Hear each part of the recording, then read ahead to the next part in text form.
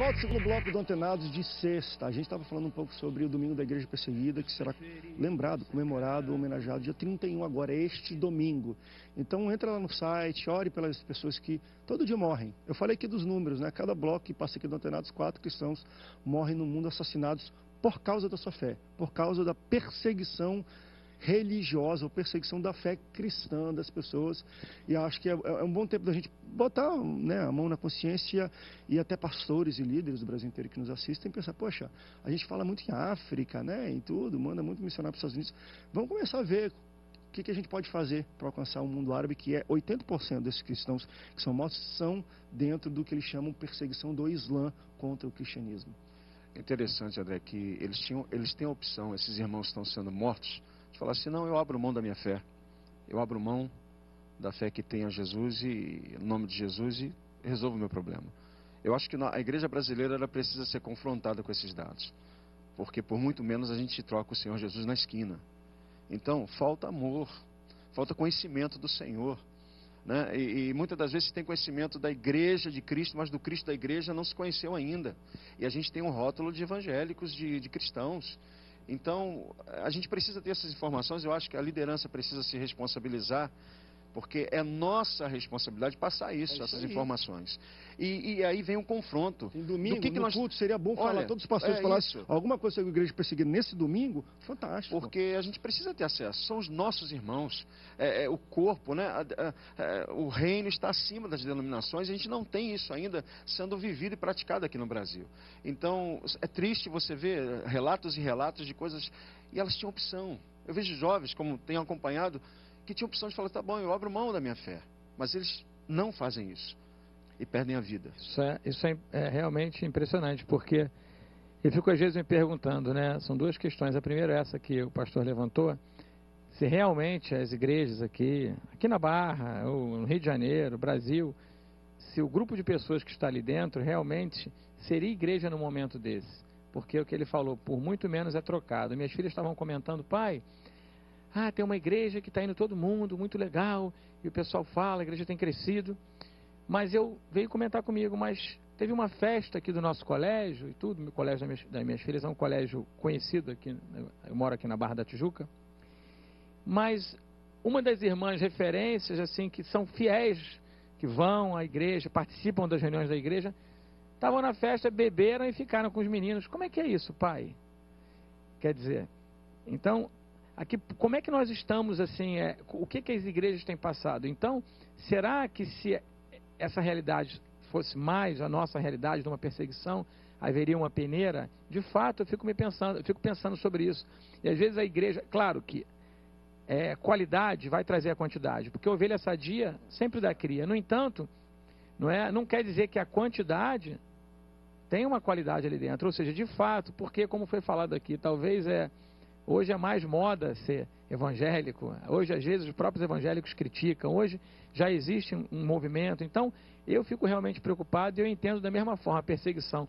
Jesus, ele olhou perto de Jerusalém, a vista de Jerusalém, e disse assim, Jerusalém, Jerusalém, e com lágrimas, que mata os profetas. Como eu vos quis ajuntar como a galinha junto aos pintinhos. Quer dizer, as lideranças em Jerusalém ali... em vez de serem usados naquela época, é porque hoje fariseu, a gente vê esse nome, parece uma coisa pejorativa, mas naquela época os religiosos, os líderes religiosos eram pessoas importantes, né? E a palavra veio lá na boca de João Batista, né? Ironicamente até, né? No ano, falou os líderes, né? Vamos dizer assim, falou os líderes eclesiásticos, falou o sumo sacerdote, se não me engano está em João 13, mas a palavra veio a João Batista, alguém que não tinha essa qualificação. Então Deus precisa levantar novos líderes, não que talvez sejam aqueles que estão ali em proeminência, porque se eles não acordarem para pararem de olhar realmente, como o pastor falou, para o seu próprio reino, e se voltarem para isso, quer dizer, como é que a gente mata um profeta? Se eu estou numa competição, eu estou vendo o meu reino, eu lhe vejo como concorrente, eu não lhe vejo como alguém que vai somar comigo. Então, numa corrida de Fórmula, lembra aqueles desenhos de corrida que o camarada botava aquele negócio para furar o pneu do outro e matar e tirar? Quer dizer, eu quero tirar os concorrentes para eu... São os Dick Vigaristas. Exatamente. Eu quero chegar sozinho. Por que eu quero chegar sozinho? Porque se eu chegar sozinho, eu vou ter um campo maior só para mim. mais recursos para eu fazer até o que eu quero e que eu acho que é de Deus, que eu estou bem intencionado. Mas isso é muito perigoso. E o mais maluco disso, enquanto existe tudo isso, né, a gente está olhando para cá, olhando ao redor do umbigo, existe se a gente for ver os números, é um verdadeiro genocídio que acontece anualmente com 100 mil cristãos. Isso é genocídio que acontece e a gente nem sabe. Eu não culpo muitos pastores de não falar, porque às vezes é falta de informação, mas a partir do momento que eu assisto um negócio desse, não buscam informações, ou são confrontados com alguns números e ignoram, eu tenho dificuldade, entendeu? Mas acho que a grande liderança sabe nesses números. No tempo do seu avô, do meu avô, eu acho que a gente até justificaria isso, essa falta de informação. Pastor hoje tem Twitter, internet no e todo mundo manda para eles. Sabe, eu vejo omissão. Vejo omissão. Perfeito. Eu vejo como não é meu foco, não é comigo, Deus vai usar alguém. Eu me lembro que uma certa feita, e volto a falar sobre a questão da preocupação com o seu reino. Um mega ultra evangelista com mega ultra ministério, com uma mega ultra arrecadação, foi procurado por uma irmãzinha que fazia um trabalho dentro de uma comunidade e eu presenciei o diálogo.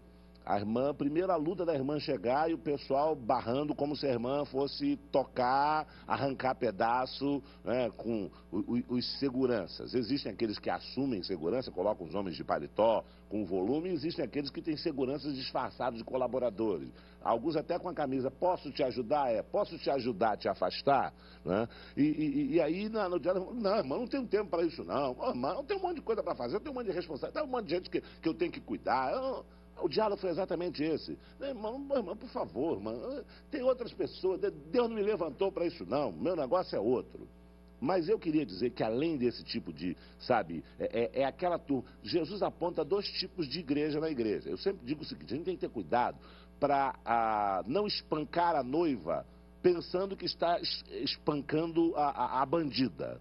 Porque a bandida e a noiva convivem juntos. Eu tenho muito medo de, na hora que a gente está ministrando, a gente não espancar a que é verdadeira. Porque Jesus falou que só no último dia os anjos separariam, quando fala do joio e do trigo. Jesus também, quando fala do tive fome, a igreja bandida, a que não é noiva, ela não enxerga essas coisas. E a gente, às vezes, tem que tentar entender isso. Jesus chama atenção no acerto final, e essa igreja aparece diante de Jesus, ela aparece diante de Jesus, ela aparece com a cara mais cínica, mais lavada. Jesus assim, tive fome, tive sede, não imagina Jesus falando, e aquele povo, Senhor, o sangue de Jesus tem poder, não fala nisso, nudez, onde é que o Senhor teve nu? O Senhor é o rei dos reis, onde é que o Senhor teve fome? E aí Jesus dá a notícia para eles. Olha, é que quando um pequenino passou fome na porta das catedrais ou dentro das catedrais, ou quando uma alma que vocês consideraram irrecuperável foi para a cadeia e vocês não foram visitar, quando alguém esteve doente e vocês não tiveram tempo para ter uma comissão para visitar, foi a mim. E essa é a sentença, e é isso que afasta. E não tem esse negócio de vai entrar no céu. A igreja vai comparecer, mas fica de fora, uma parte da igreja. Eu digo que existem 2 igrejas.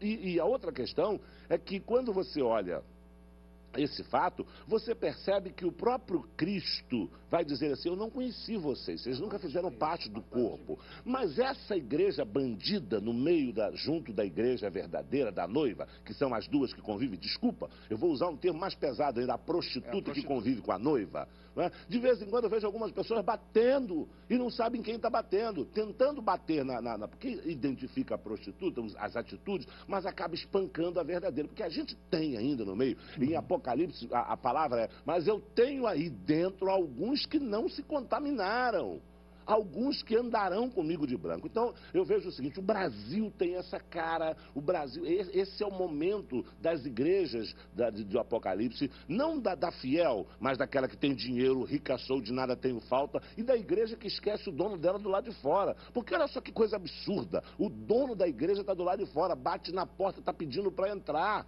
e eles não reconhecem. Jesus fala para uma geração, diz assim, olha, se vocês tivessem, se Sodoma e Gomorra tivessem tido a oportunidade, eles teriam reconhecido, mas vocês não reconheceram o dia da visitação de vocês.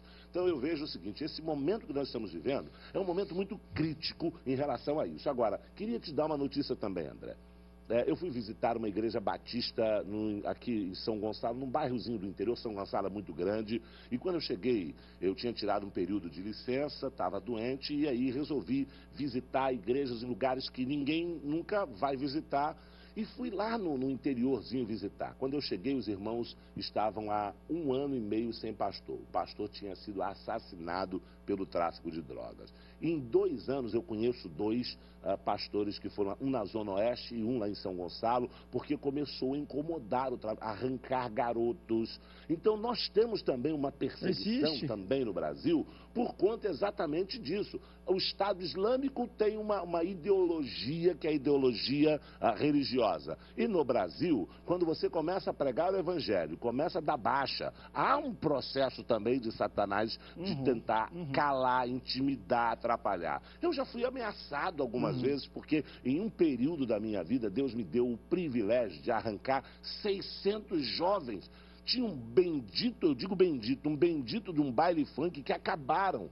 Esse baile funk, quando acabou o baile funk, foi uma maior tristeza para mim, porque a gente esperava o baile funk, o cardume passava na porta da minha igreja e a gente cercava todo mundo. Aquele ano, a gente ganhou 600 jovens para Jesus. Hoje a gente tem aí desses jovens pastores e todo mundo dizendo, tem um baile funk que me incomoda. Eu falo, gente, juntou o cardume. E sabe, você é perseguido, porque pescar de rede. A gente está pescando de anzol, mano. E aí, quando acontece uma situação dessa, dos outros. Abriu uma quadra de escola de samba perto da igreja de um pastor, o pastor ficou revoltado, eu fiz uma proposta de trocar com ele de lugar. Eu falei, rapaz, troca comigo. Aí contei a experiência do baile funk. Até hoje eu estou triste porque teve um juiz que impediu o baile funk lá perto. Ele falou, mas o baile funk é do diabo. Eu falei, rapaz, passavam em frente à minha igreja quando acabava e a gente cercava eles. Então a gente tem uma situação na igreja também que a gente precisa acordar para saber que a igreja no Brasil também, a Bíblia fala assim, todos os que querem viver piamente em Cristo Jesus padecerão perseguição. A gente vai para um rápido break. E durante esse bloco que nós debatemos, mais 4 cristãos morreram no mundo. Eu quero ficar frisando todo bloco que eu vou falar isso, porque é o começo da informação. Vai para o rápido break, mas daqui a pouco a gente volta. Eu vou falar um pouco sobre o ex-presidente Lula, que fez uma piada com evangélicos, falando de tudo é diabo, brincou com dízimos e ofertas. E muitos pastores do Brasil inteiro foram para a internet ou gravaram vídeos contrapondo aquilo que ele falou. E um deles, muito conhecido, o pastor Silas, além de dar uma rebatida na cara, ainda falou que Deus cura da cachaça. Foi no lado pessoal. Eu quero analisar a fala dos dois. Vamos para o rápido break, daqui a pouco a gente volta, não sai daí. O Antenados volta já já.